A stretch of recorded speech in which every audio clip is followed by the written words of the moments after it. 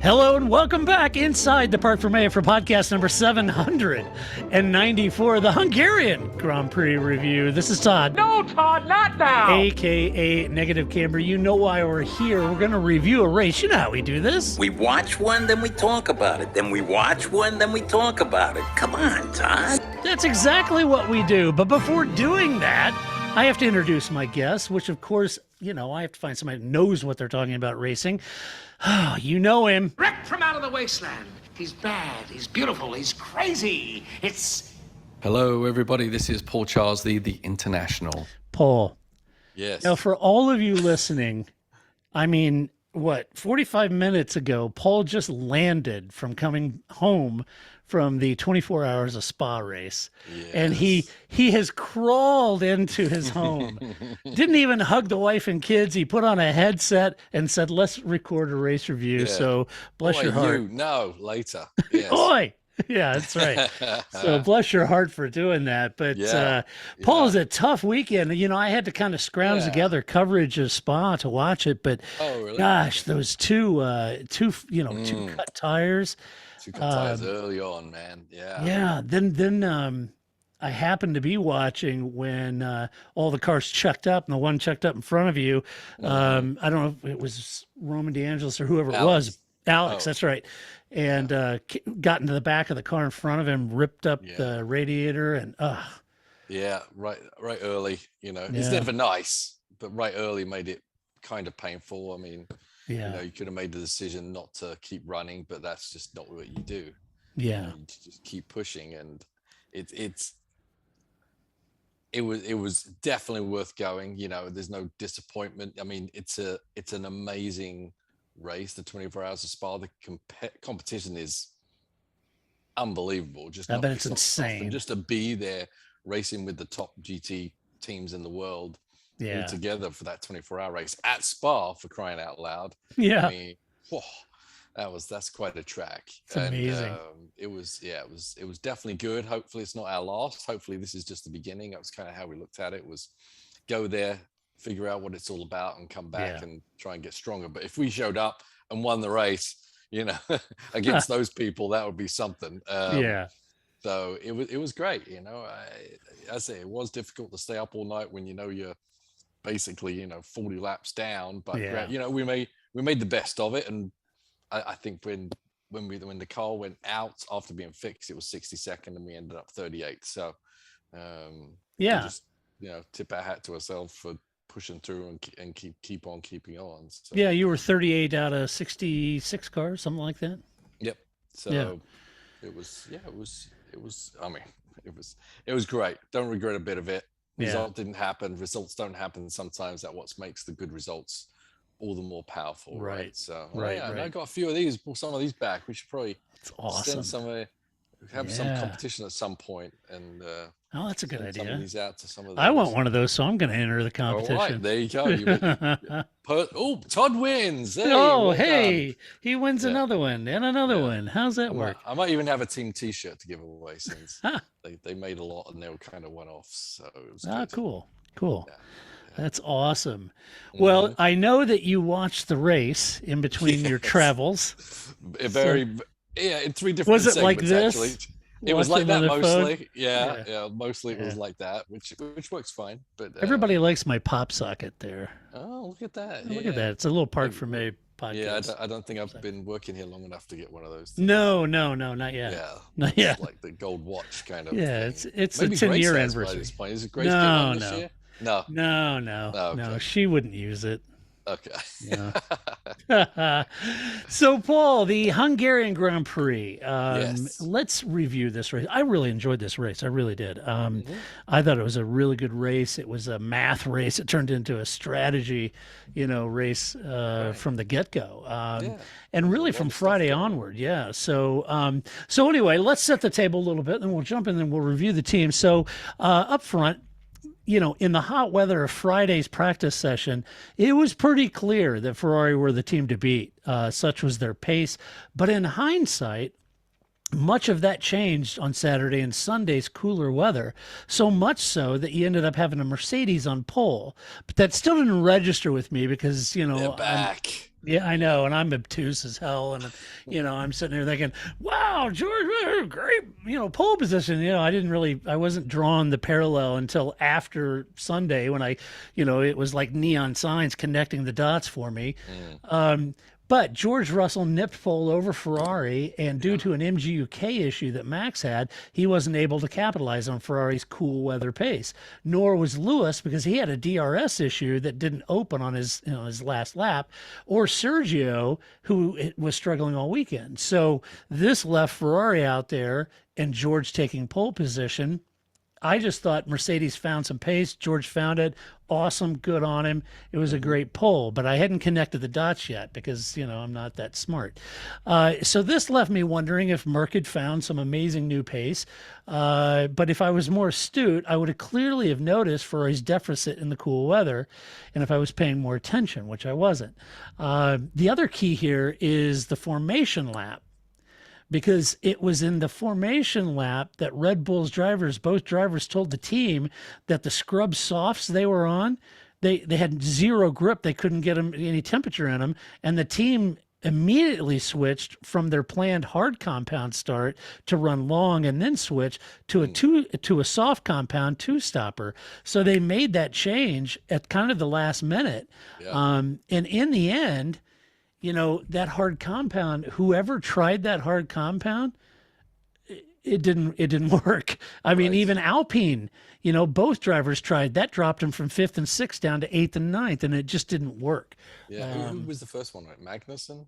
Yeah, Magnussen, that had should the have hard, been the key. People should have been scrambling at that point. Yeah, should have been the litmus test for that. Mhm. So anyway, that's just a little table setting, but I think let's jump in and talk about the teams a little bit and how they finished. We're going to start at the front of the grid with Red Bull, of course, with Sergio Perez down in P5, Max Verstappen taking the win. Red Bull were certainly thinking on their feet with strategy, and Max executed a terrific drive despite his spin to take the win. While strategy was perfect, Max did have to execute with a terrific in and out laps. I think those are real key. So if you're rewatching the race, look at the pace he had on that out lap on the second stop to get ahead of George. It was really impressive. So he had really good in and out laps. That erased a 2-second lead that Russell had on him just on that.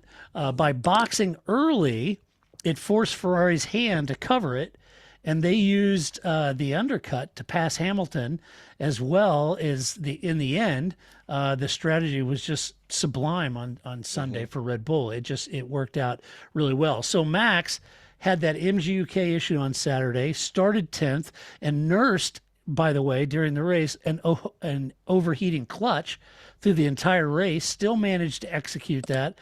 I just think it was a fantastic drive on Max's part. And, you can't by the team, right? Yeah, the team. I mean, now a lot's been said about how brilliant that call was, and I agree with that sentiment that Red Bull's strategy team did a fantastic job with, reading the tea leaves there and the driver input on the formation lap on the softs. But on the other end of that spectrum, not to get, too beating up on Ferrari, they started in 10th and 11th. They rolled the dice. It may not have worked, but that's the gamble they took. And I would say in 10th and 11th, they were a little more apt to take a gamble like that than, say, Mercedes or certainly Ferrari were. Yeah, I mean, it definitely does change your outlook when you're in a position of where your track position is as to rolling the dice because you got nothing to lose, etc. But I admire their thinking and their bravado to actually change on the fly right there. It just shows you that those recon laps aren't just checking systems. There's a lot going on those recon laps that the teams are evaluating, the drivers are figuring out and giving feedback for. So and at this point, obviously both drivers agreeing about the switching on the tire, and they scrambled, they changed the plan and stick it out there, which is different this year, obviously, because usually in the top 10 you were stuck with whatever tire you qualified on. So that's something new for the top teams to even have that option. So yeah, I mean, you're always trying to figure it out, and everything's always changing, and you've just got to be ready. But you can't, I admire them coming to the conclusion whether it was right or it wasn't.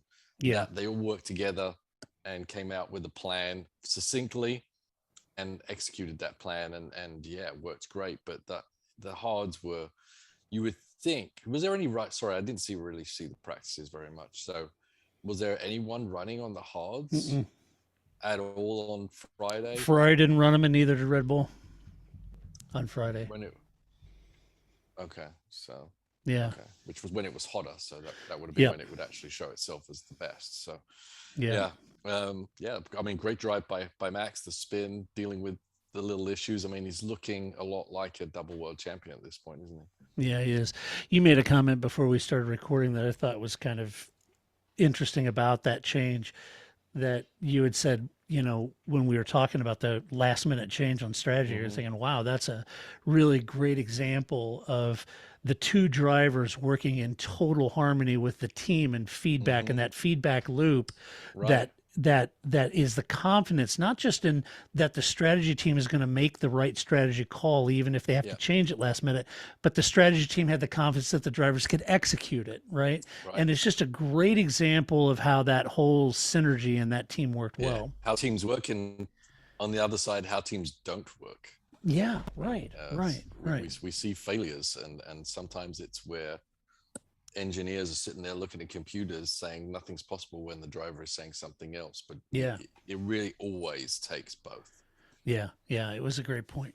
Sergio had another tough weekend. Helmut Marko saying it appeared he'd already started his summer holiday. Yikes. It was like, ooh, that's not the kind of comment you want to hear there. Yeah, sorry, Sergio. Barcode. Yeah, you got Marko. Perez never really factored into the equation, and it's a bit of a shame because Red Bull could have used that second car as part of their strategy too. They're always going to use both cars. It's just as Mercedes did with Lewis and George. Running two different strategies, different races, but they can use either to support either, right? And it would have just been handy to have him there. But I don't know what he was struggling with in particular, but off all weekend. Well, that's 2 weekends in a row, though. It is. Yeah, it is. So. Yeah, I guess you get a new contract. You just kind of put your feet up a little bit. Yeah, we know that doesn't happen. So no. I'm sure they'll figure it out to some level. But we do have an answer for the age-old question from Sergio. Do you like my face? You like it?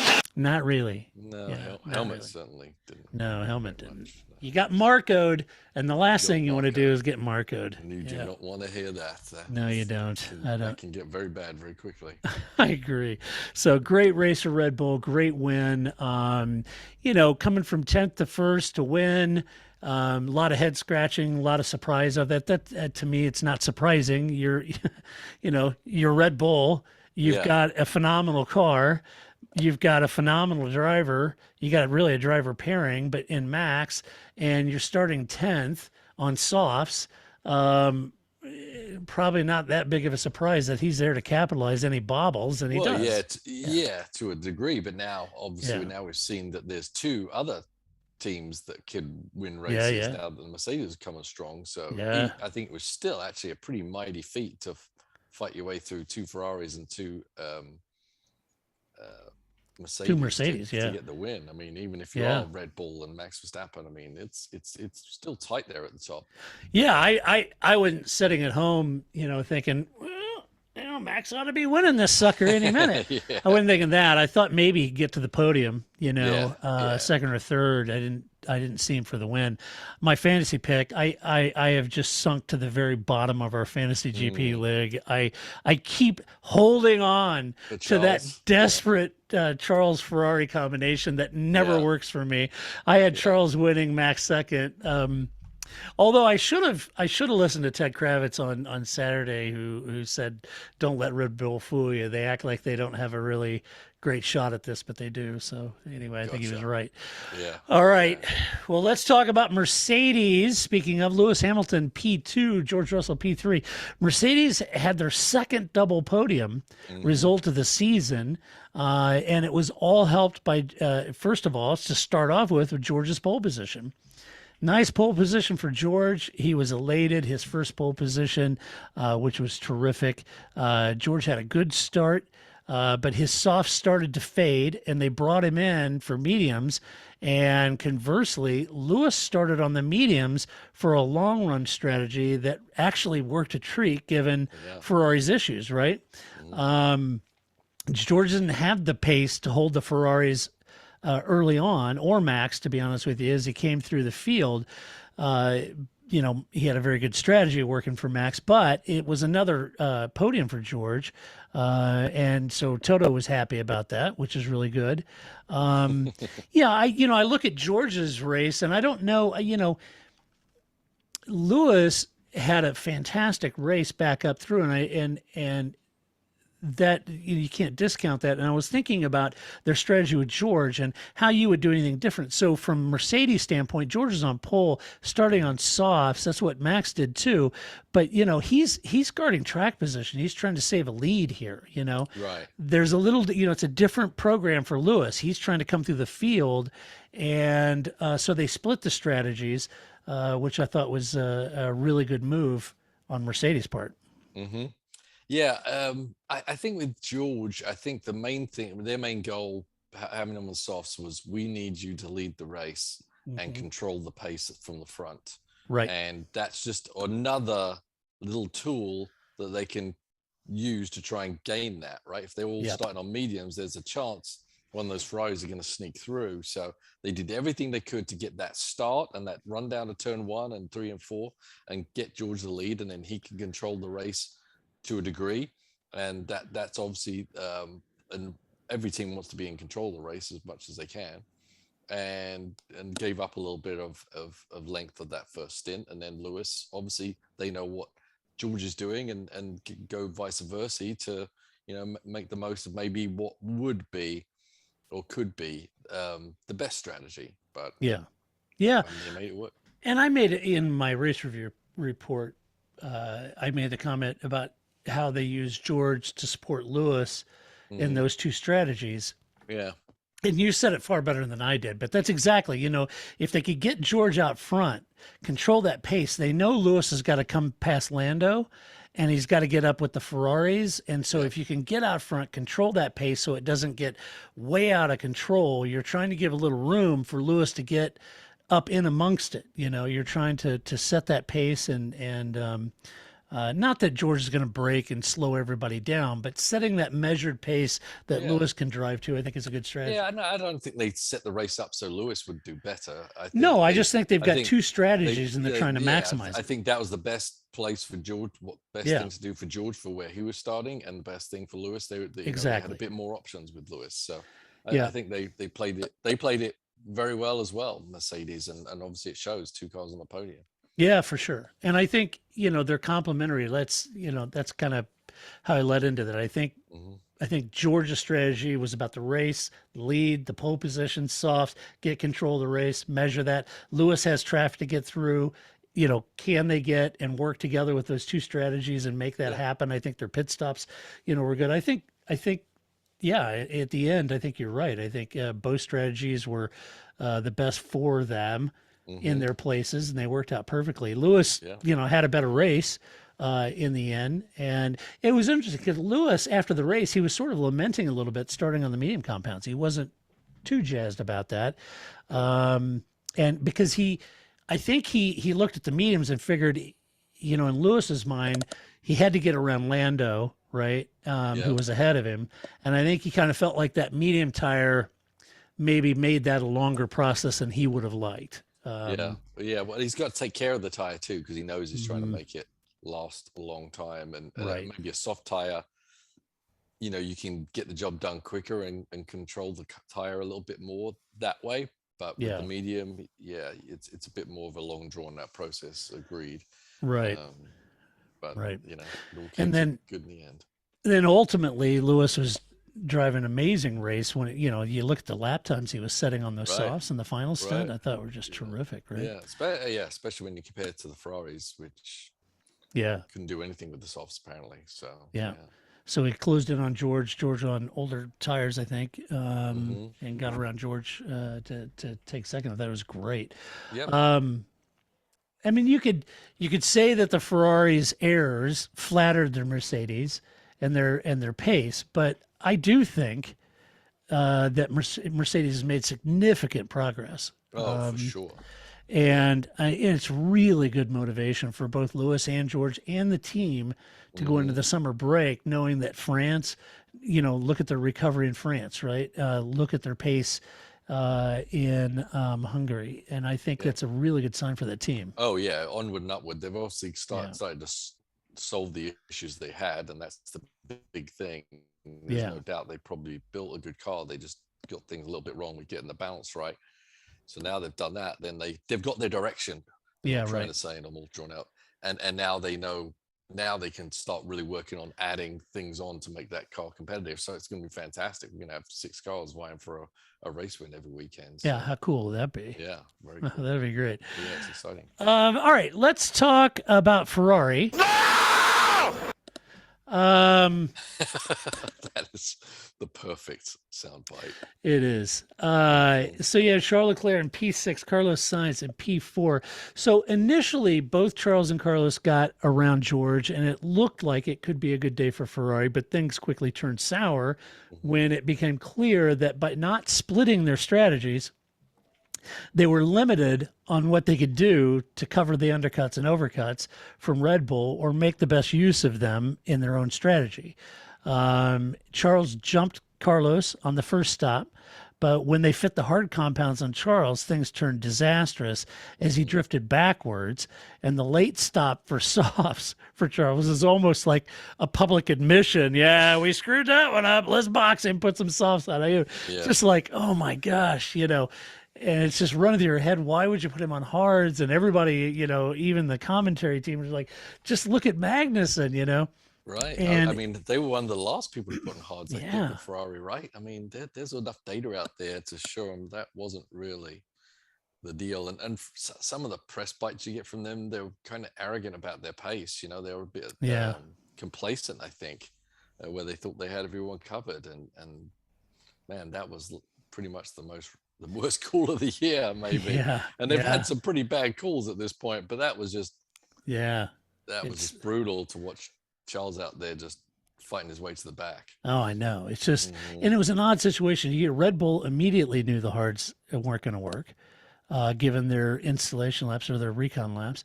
Also odd that Ferrari didn't split the strategies to me. Equally odd that Ferrari didn't run the hards at any point during the weekend, but relied on data suggesting that it would take 10 laps to heat them up and they would be slower for 10 laps. But then after that, they would be the quickest one out there, which seems strange as they're the only team I've seen suggesting that that's what the data showed on the hard compounds. Yeah, especially if all the other teams are doing 2 stoppers and running mediums and softs. I mean, the hard was never going to be the quickest tire.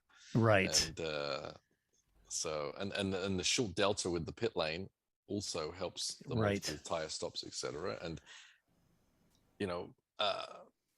Hungary used to be just a train, and maybe you could start a race on hards and no one could ever get by you. But we saw the cars were a little more able to get close to each other, certainly in that last corner. Yep. And DRS always helps, obviously, with these kind of things, but it was a lot more racier track there at Hungary with the new rules. And so it was that you just can't sit there and be a truly and hold everyone up. You just can't hold people back. So right. The hards just did not do anything for the Leclerc at all. So you had to be sitting there watching the race. I don't know if you were on the plane or not, but when you had to be sitting there watching the race, what was your initial thoughts when they were on the yellows and they came in and they boxed and put mediums on again? You thought, okay, that's okay. I mean, you could do a 2-stop, go in softs at the end. I just didn't envision. Which is what Carlos did. Yeah. I mean, I thought that was okay. Yeah. I mean, but just didn't envision the hards being put on. And then when he came in and put the hards on, you were like, what? Yeah. Didn't make any sense. I don't know who's making that final decision over there, but there's a lot needs to change with their decision process. I'm not sure if they panic or they're just stoic about their decision and they just won't budge. But whatever it is, it can't be either. Yeah.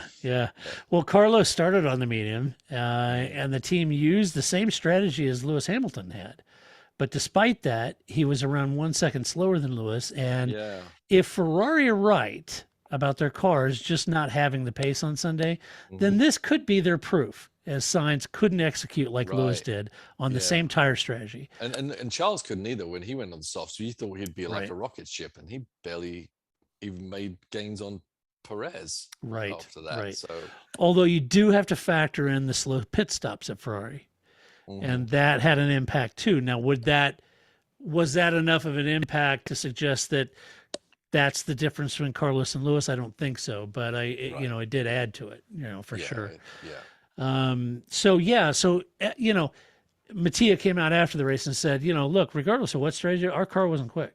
That's bottom line. We weren't quick enough. We were on Friday, but in the cool temps, he said, we're going to have to look what we did on setups. We're going to have to look on what we did and look at all the data, because that clearly come Sunday, our car was not as fast. Yeah. And he said, so it really doesn't matter what strategy we're on. We weren't going to win that race. And I understand that. And that you could argue that may or may not be the case. Yeah. But I I also think it is the case. That's when you look at the softs data, that is the case. But that still didn't need to be as bad as it ended up being. So. Which is exactly where I'm going with my point.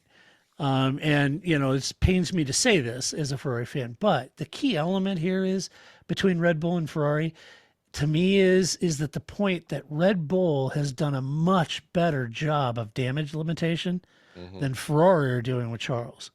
And I feel like that's a key to this. I understand what you were, if you'd ran Charles long on the mediums and then tried to go to softs, I'm not saying he would have won. He may have been like Carlos. He could have been third, fourth, right?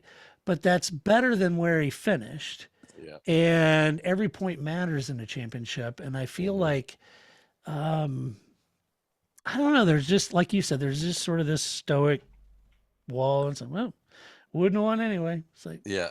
okay. Yeah. But I guess fourth or fifth didn't matter for Charles then. What the hell? Whatever. Let us know when you get it figured out. Yeah. Then I'll start changing my fantasy GP picks. You're just trying to make it's like that gambling thing. You're just trying to make it all big on one race. This is the one that Ferrari's going to bring me back in the hunt. This is it. I'm going to nail it. It's going to be Charles, Max, Carlos. I'm going to nail it. One safety car. That's it. Yeah, it's terrible. All right. Well, let's talk about McLaren. Lando Norris, P7, Daniel Ricciardo, P15. Lando, or as Ted calls him, Landy, tried to hang on to his fourth place qualifying position, couldn't keep Lewis or the recovering Red Bulls behind him, unfortunately.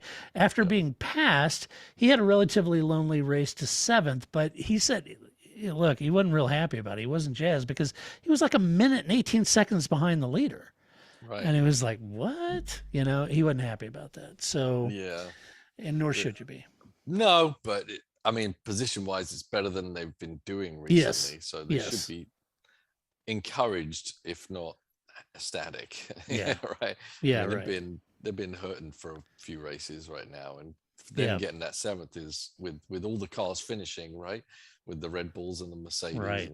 And, they're vying for that next best team after those three at this point, and they managed to at least beat them on this weekend.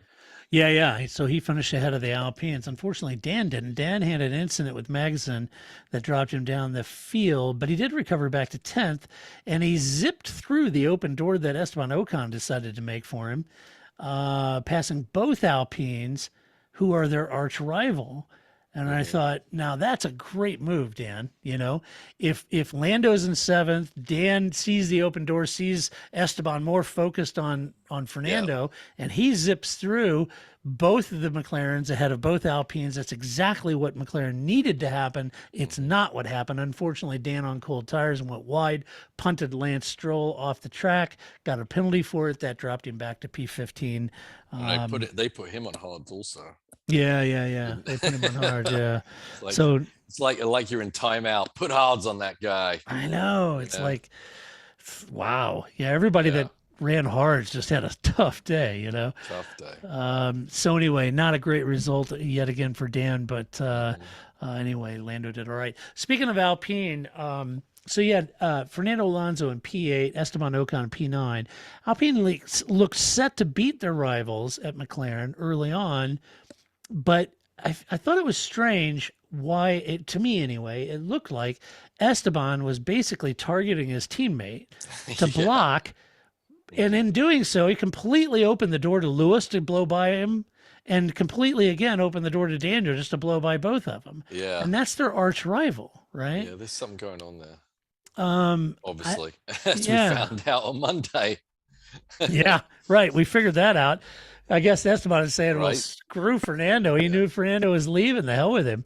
Yeah, so maybe that played in it, but and that's what I put in the notes. At this point, what does Fernando care? He's going to Aston Martin to replace Seb. Yeah, so well, wait, I mean, he cares about, being raced fairly, I suppose. Yeah. So there was definitely something that's gone on that's triggered all this movement by Alonso that kind of showed itself in that little contretemps. It did, so to speak, on the track. There's a link there somewhere. Something there. And maybe Alonso's not his buddy Ocon fight like a bull is no longer a bull, for him anyway. Yeah. Mm-hmm. Yeah. He's probably in the paddock this weekend, high-fiving Lance. Hey, buddy, that sort of thing. And then Lance is looking as he does, and then Fernando's like, "Oh shit! Oh shit! What did I just do? What am I doing? Sacre bleu!" You should have talked to Seb before you did that one. Yeah. Anyway. You should have said But their finish position actually wasn't that bad considering they also were on hard. So they actually they put them on hard. Probably made the best out of that tire choice. I kind of feel like going to go further back. Yeah, I kind of feel like they had 6th and 7th and dropped them to 8th and 9th in the hards. Yeah. I mean, and the Alpine's been pretty good actually, but that decision was bad. But what better time to leave Alpine as they're starting to look better. Right. Yeah. Fernando's doing the Jensen Button thing and just moving to the wrong team at the wrong time. Yeah, exactly. Actually, he's been doing that a lot. But yeah, a lot. Yeah. Mm-hmm. Let's talk about Aston Martin. Lance Stroll, P10. No, I got that the other way around. Yeah, he was P11. Vettel was P10. Same result as last week, despite the trick rear wing that they had. With 7th, 10th, and Lance in 11th. Lance wasn't helped when Ricardo spun him around. That never helps your race. Seb said the virtual safety car kind of neutered his attempt. He was going after Esteban, and then you could see he was closing down on him. Yeah, he said when that VSC came out, it was pretty much over from that point. They did split the strategy, and that split strategy may have made the pass of Stroll a little easier at the end when Seb passed him because they're on different strategies, of course. Right, and so at that point said, okay, Seb won the roulette of the strategy, so just let him go. Yeah, right. But at this point, what does Seb care? He's leaving, right? He cares. He cares. He got a point. He's happy. Yeah, he is happy. AlphaTauri, Pierre Gasly, P12, Yuki Tsunoda, P19. Pierre started from pit lane due to taking some new engine parts, but in fairness, we had a few good moves from Pierre, I thought, on track. Had some pretty good passes, made his way back to 12th. He said, look, it's not in the points, but he was real happy with his performance, even where he started. And so that's good for Pierre. What I'm not so sure is what happened to Yuki. Are you talking about this weekend or just in general? Yeah, right. It's a season-long question apparently, but he had that spin, but he finished like nearly a minute behind Latifi of all people. Jeez. Yeah, that's something you don't want to put in the rest, is it? No, that's brutal. Dead last too of all the runners. Yeah, maybe damaged. I mean, it was kind of a big spin. So. Could have been. Yeah, he maybe, I don't know, maybe he was nursing a car issue or something. But anyway, not a good weekend.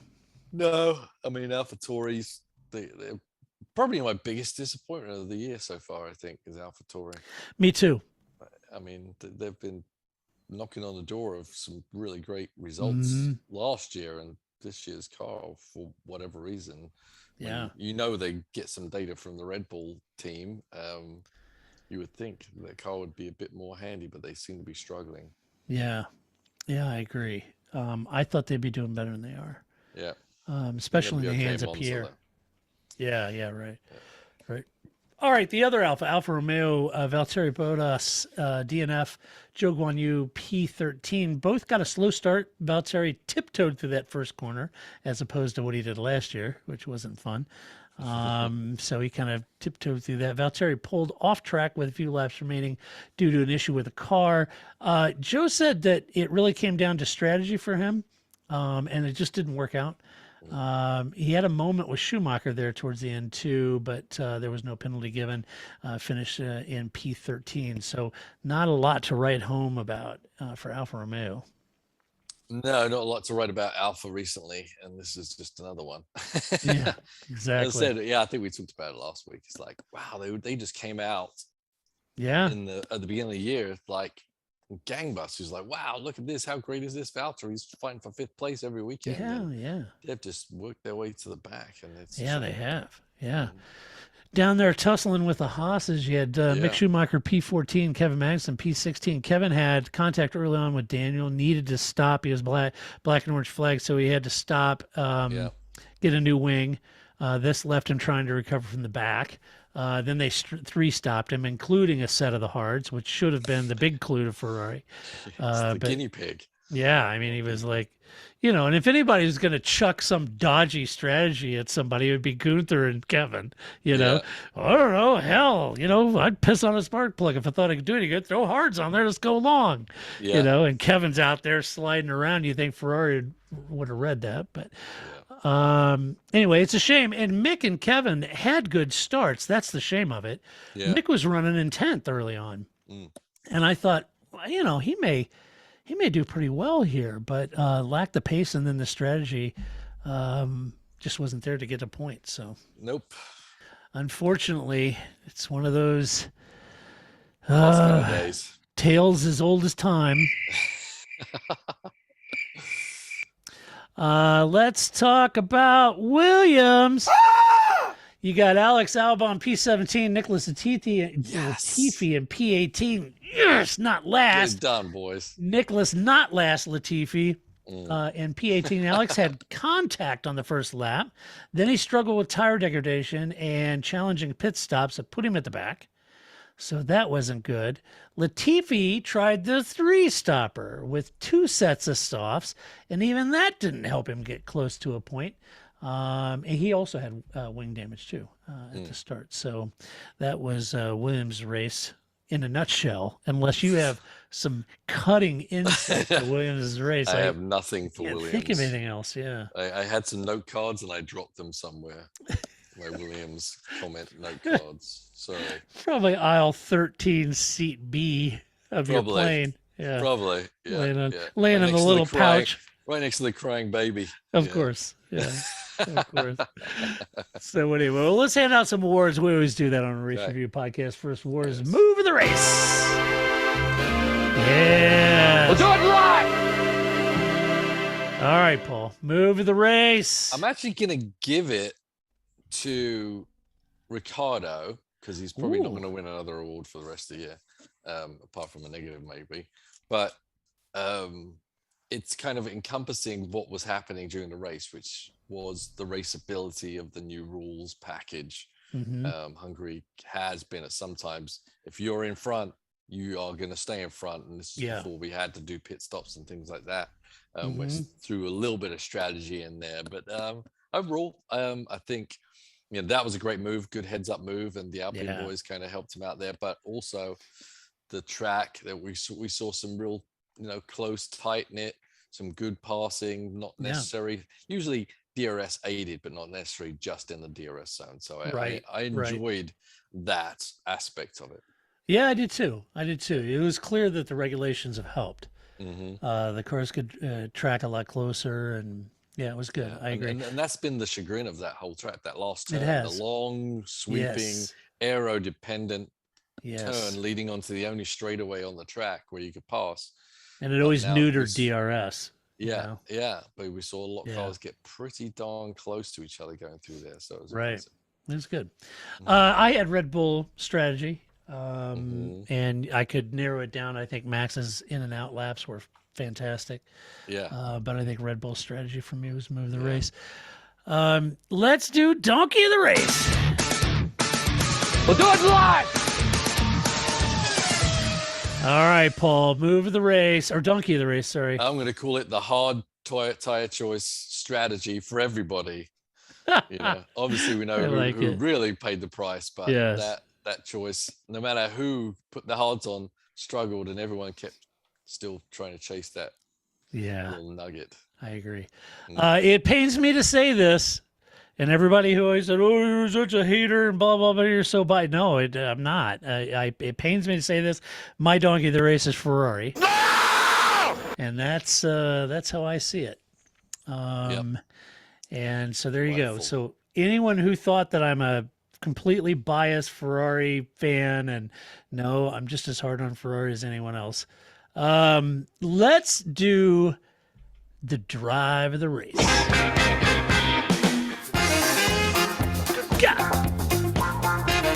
Yeah. You like my pace? You like it? Yes. I like your pace. All right, drive of the race for you, Paul. It had to be Verstappen. I mean, that's who I those Hamilton and Russell, they both had great races, but Verstappen, even though he had that little mistake, but it was a technical induced mistake, perhaps, because it was very strange. Yeah, it was. And he was kind of explaining on the podium, but still trying to figure out exactly what happened there. But it was, executed a great strategy and perfectly, and coming from where he was, who could ask for more from a driver, really? Right. No, you can't. That's who I gave it to as well. All right. Should we do some mailbag? You've got mail. I like mailbag. I like getting questions from our listeners. First one is Wayne Larson. Hey, Wayne. This is a question for all three. Wayne. Yeah. This is a question for all three. Well, I apologize. Grace isn't on a race review, but what are your thoughts on fans following only a favorite driver and not necessarily the team? Has the current trend of having drivers do fun games and videos put more of the focus on the drivers than the team as a whole? Love the podcast. All three of you do. FYI, my favorite episodes are when the whole team is together. Hilarity usually ensues. Well, thank you very much, Wayne. Grace and I are always up that, but we have to work Paul into our hectic schedule, as he might say, being British. Paul, this is an interesting question. I think it's a good question, Wayne. And the reason I say that is because, I've made it perfectly clear since I started this back in this podcast and website back in 2005. I've always said, I'm a Ferrari fan. Look behind me if you're watching this on YouTube. I always have been. So I'm a team fan. I like Ferrari. I always have been, but I like all the other teams too. I think what Mercedes did the last 8 years is amazing. I think Red Bull's amazing, but I even like AlphaTauri. I like the teams and that kind of thing. But Ferrari always has had a special place in my heart since I was a little boy. But it's different with Paul. Paul isn't so much a team guy. And Paul and I have talked about this over a beer. He's a driver guy. Right. He likes individual drivers. And so there was a tweet that I made about being a Ferrari fan on Twitter, and somebody said, "Oh gosh, I feel sorry for both of you," meaning Paul and I. And I was like, I had to cry there. I was like, well, actually, no, Paul's not that. He's not a team guy. So, I don't know that it's the recent fun and games they do in the videos and social media, although I would say that certainly allows fans to really attach themselves to the personalities of drivers more so than generic teams. But it's always kind of been that way, Paul. You've grown up around a lot of Formula One fans, and there's sometimes team fans and sometimes driver fans. Yeah, it's different. Obviously, when you're used to other sports and you've got your West Ham United, or you got your players come and go, but you stick with your team. That doesn't, you can appreciate maybe a player that used to play for you, but you're not going to be cheering them on very much. So racing is a little bit different there. It used to be more nationalistic. Yes, and I think what Wayne is saying is correct, that because of the social media, it doesn't matter if you're from France, if you're from Australia, you've got the same access. And after the TV show, everyone's kind of seen all the different driver personalities, and people are a lot more individual in their driver fanship, but it's not just because it's from their country, Right. It's because of their personality, what they do, and how they outreach, and how they, if you like them or not. Before you Right. barely knew drivers, really, unless you were behind the scenes. We knew the Jacques Lafitte, Didier Pironi. You could see them scowling or them winning a race, but there wasn't the in-depth interviews and the constant access to drivers. So I think people are making really is it intelligent choices, just biased in choices on the type of people they like, and they're finding that driver whichever team they work for. Right. And some personalities, people are attached to different personalities. It's like everyday life. Some drivers have personalities that you naturally gravitate towards, and others don't. And so, I mean, look at the Kimi factor. I mean, that was the biggest bizarre one, because completely anti. I know Lando, kind of outreach to fans. But I mean, I think he always appreciated the fans, but he wasn't going to go to those lengths of access and do all the PR and all that stuff that a lot of the other drivers just literally do every day. Right. Sorry, Paul, I was distracted. I live up in the Ozark Mountains in the middle of the woods on a hill. There's a bear. And there's a doe with her 2 fawns, and the fawns are, they're in that lanky stage with all the spots. They're so cute. Sorry. It's my nature portion of the podcast. They're just right in front of my house. It's so cute. Natural habitat. Yeah, they are. It's like Mutual of Omaha, Yeah. So yeah, it's a great question. And to see a guy in a big orange suit chasing after him with his boom. Oh, the fawns are so cute. They're just the little white spots and their little white tails. So the deer where I live are white-tailed deer, by the way. So anyway, great question. All right, so next question is Corin asked, hey TPF team, my husband and I just bought tickets to Monza. That's awesome. For the race in a few weeks. As Ferrari fans, that's awesome. This is definitely a bucket item, no doubt. This is both our first time in Europe. That's very cool. And first F1 race. Do you have any suggestions for attending an F1 race abroad, or any advice on Monza specifically? We've got grandstand spots between turn 5 and 6, and I am still shocked they were cheaper than general admission tickets to Miami. No kidding. That I'm not shocked about. But yes. Yeah, exactly. So, Corinne, I think that's awesome, number one. And if you've never been to Europe, Italy is awesome. Make sure you get some of that mozzarella, because the real stuff was made like at 4 a.m. the morning that you eat it. The food is amazing in Italy. I think the only thing I would say, and I think turn 5 and 6 is a really good spot, by the way. I would agree. Yeah. And the only thing I would say is on some of the support races, it is fun to go around, even if it's like the F2 race or something like that. It's fun to go around the track as much as you can go around and look at different corners and watch different corners and how cars take it. And that's really cool. That's usually Friday is good for that. Yeah. Maybe Saturday dependent, but definitely make the whole rounds, get every corner in, take in the whole track. Don't just get locked into your one seating position at 5 and 6. When you can get moving around. Say Friday's the best time for that, quite honestly. Yeah, Friday would be the best for it, because you really see what these cars, not just F1 cars, but F2 or any of the support series, you really do get to see what those cars can do. Like if you go to this Scary chicane or anything like that, or even in the Parabolica, just watching the speed at which they go through that is amazing. But the fans are gonna be crazy. Just be ready. They are. Yes, they are. They're crazy. And you may want your translation app. They don't adhere as much as the Belgians do to speaking English. No, when I went to Italy, I went over there with Shell, and we went to Ferrari and Maranello and all that, and really super sweet people, but had no interest in trying to converse with me in English. Well, that wasn't on the cards. Whereas, you're right. If I go to Belgium, they're always very. Hats off to the Belgian people, by the way. Thanks for having me. Yes. They're very, very amenable, and the one thing about I can speak some French, but they make it too easy for me not to. Yeah.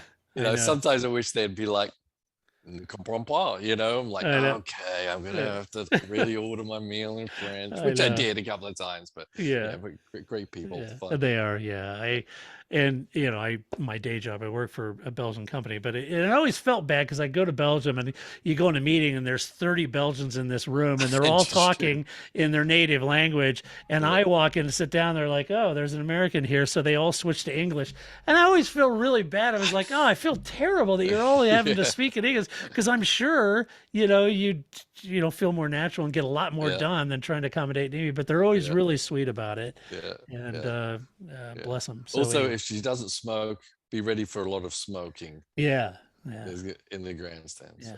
So So if any of our listeners are out there, go in and post in the comment section of this podcast post on our website. And if you've got any great tips, tricks, feedback, what they should do, things they should go see, be sure to go put those in the comment section for the post of this podcast, so her and her husband can write that stuff down. So that'd be great. Anyway, have a great time there. yeah, great I'm time. jealous. Yes. Send pictures. Send pictures, tweet them at us. All right. So Chuck asks, at the start of the year, Alfa Romeo and Bottas seemed to be doing well in the mid-pack. It seems like Alpine and McLaren have made progress, while Alfa falls behind. Alfa especially suffers at the starts with wheel spin and routinely loses 3 to 4 positions off the line. Sort of what gives. And I think that's kind of the question we were asking too, Right. when we were talking about them, because they do seem to have stalled out, and I'm not sure exactly why, unless they aren't doing a lot of strong development yet, Right. I mean, we know you have to be very careful with your development so you don't run Yeah. out of any money at the end. It could be something like that because Yeah. they definitely came out with a good car because it was Yeah. working great. They did. The other teams have made gains and figured out their cars. Maybe they were Right. flattered a little bit by the troubles that the Mercedes Right. and some other teams were having, and the other teams True. made the progress. But Yeah. yeah, I mean, there's little time frames in the season where they'll bring upgrades and where they're working on this and that, and Right. so possibly they thought because of their great start that they would maybe do things a little bit different because they thought they'd be competitive for longer before they had to bring the upgrades, and maybe ran out of that sense right before the Right. break, because obviously that's a big time for big upgrades to start being Yeah. manufactured and put out there. It just dawned on me, Paul. Maybe they're really preoccupied in their discussions with Audi, since Audi is thinking about buying 75% of them. Who knows? Right. And if you're gonna if someone's gonna buy you, do you keep spending your own money? Right. Why would you? If Because I thought you're paying to develop a car that isn't going to be your car technically. That's right. Or there's going to be very differently designed That's and right. structured. So whatever you're doing is nearly going to be for nothing. for nothing. And Yeah. why would you? If Yeah. those talks are pretty progressed, Right. and you think Audi's going to buy it, why would you spend a ton of money? Yeah, you're not going to. And because as I said, not just because you're keeping some money away for yourself. It's because literally if Audi take over, they are going to do it their way. Yeah, that's right. And it's not going to be the way you've been doing it. That's right. Yeah, I agree. Miles asks, thanks for always entertaining, often insightful podcasts. What is more likely, that Ferrari picks a strategy before the race, then sticks with it, or Ferrari strategy is run by the mob and there's some point shaving going on? In all seriousness, can you explain how teams go about deciding how to change the stints during the race? And I think this is a good question. We briefly touched on it when we were reviewing Ferrari. You and I have talked about this in the past at length. We've talked about it in context of drivers that you and I have talked to, like Alan McNish and others, about how you come up with multiple permutations, multiple plans before you go in the race. We've talked about it in context of your own team with you and Ian, and about how you guys strategize and what Ian thinks. Right. And your strategists think about going into the race, all the permutations. We've talked about how you've had to switch. I'm sitting here wondering, and I was watching, I got out of that, and in my rudimentary way of thinking, I was thinking, did Ferrari underthink this, or did they overthink this, or did they come up with a strategy and just doggedly stick to it, regardless of what was going on around them? Or is their team just missing somebody that can make those on the fly calls that are solid or that they feel confident in? Yeah. Well, obviously we're not behind the wall, so we can't tell, because it could be any of those, really. Yeah. In my mind, I feel like they're missing a captain of the strategy team, a good one, should I say. Yeah. And there was a position where they could have evaluated things a lot better in the race. I mean, it's one thing coming up with a strategy beforehand, but then they did kind of know on Saturday that their car struggles in cold weather. They know better than we do. Even if you didn't catch it, they should have caught it. They should have. Yeah. Right. They should know that intrinsically in their car. Yes. And know that don't put the hardest tire on the car that works worst in cooler weather. And we've seen it be their benefit sometimes, where they've surprised us because of the weather change. So all these cars on the grid have different positives and negatives depending on how the temperature of the track is, etc. So I think they're just not internally evaluating truthfully what their car is and taking that into account and being able to change a strategy on the fly to the positive. Why would you put the hards on if you recognize that your car doesn't work well in the colder weather? You wouldn't. You figure another way of doing it. So yeah, it's a head scratcher, Miles. I think they all go into a race. Clearly, you hear them on the radio going to plan B, plan D, plan C. They go in different plans, different strategy. The drivers know what those are. So clearly Ferrari does that. Let's be fair here. Let's just stop short. Obviously, a lot of people on Twitter and social media and Instagram, everything, Ferrari are a bunch of idiots. They are far from a bunch of idiots. Mm-hmm. Ferrari is full of a hell of a lot of intelligent people, and I know that firsthand. They've got a hell of a car. They've got a hell of a program. To Paul's point, they're just missing a key element that solidifies that strategy, be it pre-race plan or on event during the race, having that, I would say, alacrity to make those changes when they need to be made, right? And and there's something sort of missing there. They're far from idiots, but I agree with you. Yeah, and we were at Spa and we were doing it in association with a British team, TF Sport, who do a fantastic job, but they go about their racing quite a bit different than we do. Mm-hmm. So it takes some adjustments, and you can just imagine every garage has the same thing. They do things very, very different from one place to the next, even though everyone's doing the same sport with running to the same rules. Most of the people have the same strategy programs.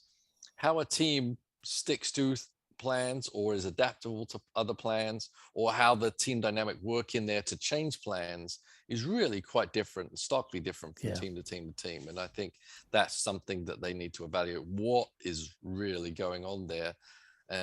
But with Ferrari, it's tough, right? There's a lot of pressure, and we've seen drivers who have massive talent not flourish at Ferrari because of it's Ferrari, and some other drivers flourish because they just went in, head first, 100%, and was like the golden boy. So and I don't know if it is that a team like Mercedes, Red Bull, other teams might have a more organic strategy that they can make those quicker changes, and maybe Ferrari is strategy by committee. I don't know. It just depends on what that process is, but clearly, and again, being fair, clearly Ferrari needs to do something. They've got to change whatever it is, the process, and it could be not the people, but the process, or vice versa. One of the other. And it could, as I said, it could be just the pressure and the committees after the races that force, no matter who's in that position, it's an unenviable position to be, because if you win, the Ferrari won. If you lose, the strategist blew it up. So, and finally, Roger asked, in light of recent announcements, Fernando is going to Aston Martin. What do you think of this move? I think the move, here's my hunch. My hunch is Fernando was ready to do a deal with Alpine for a multi-year deal, big bucks. Alpine is stuck because they have Piastri to think about and find a home for. They've got Esteban, who is young. He's got, his sea legs now. He's ready to go. My hunch is with Piastri, they didn't want to do a multi-year deal, so they probably were going back and forth, trying to be a little hardball on the deal. And meanwhile, Fernando starts talking to Aston Martin. I don't know if Aston Martin knew that Seb was thinking about retiring, so they started looking around and started talking to Fernando, or that's my hunch. That's what happened.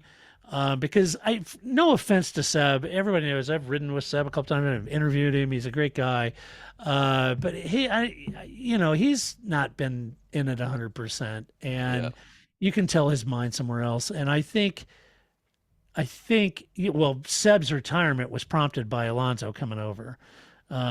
So yeah, but having said all of my hunches about how that may or may not have happened, I do feel like this is yet another one of those patented Fernando moves that turns out to be wrong.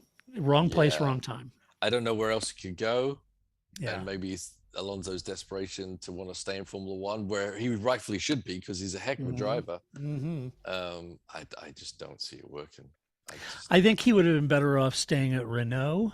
Because I think Renault, if he could, if they would keep him, if they weren't saying, look, bottom line is we need to make room for Piastri. So there isn't a seat there. They could have said that. Yeah. If he could have stayed there, I think he should have. I think he is going to find, what did I read today that Seb said? He really enjoyed it at Aston Martin, but, he wanted to spend more time with his family than the Stroll family. He said it was clear when he got there that he was always going to be the number 2. And that's obvious, right? I mean, it is obvious. Yeah. We all know that. That's not champions coming in there. Yeah. Lance is the king.